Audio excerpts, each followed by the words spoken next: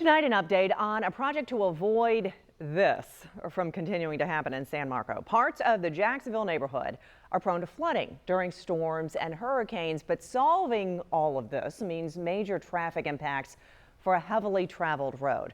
Our Zach Wilcox has covered the San Marco pump station for years, and he joins us live from the impacted intersection. So Zach, tell us more about this project as well as the detour.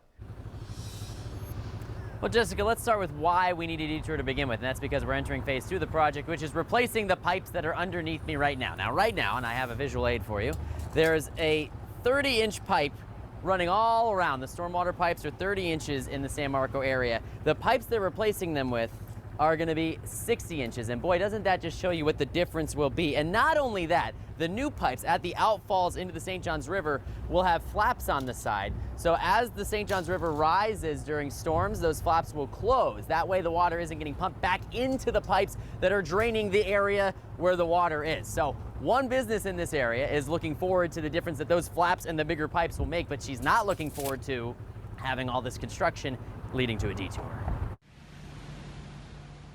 It absolutely has to happen because there's no way that we can sustain another hurricane season. Flame broiler owner Jackie Gresbin has found herself making several trips to her San Marco location in the rain, trying to keep as much flood water out as possible.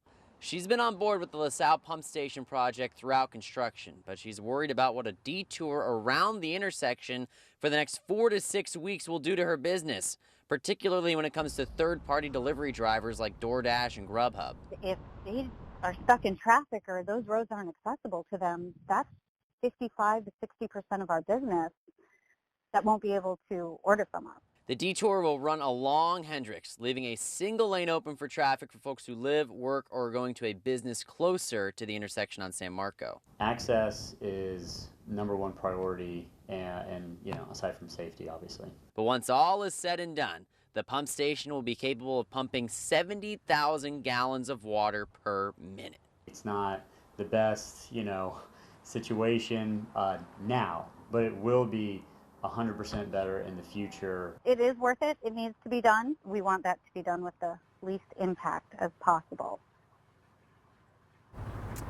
So the folks from Flame Broiler are hoping to be at a town hall tonight that starts in just under an hour at 6 o'clock over at the Ballas Community Center, where they can try and ask if there are any alternatives or just get a better idea of how long this is going to last, within the 4 to 6 week timeline. And, who will be there is Haskell, the company that's working on all this construction, as well as Joe Carlucci, who you heard from in that story, the city council member, so that he can hear all of those thoughts and they can work out some solutions. In San Marcos, Zach Wilcox, First Coast News, on your side.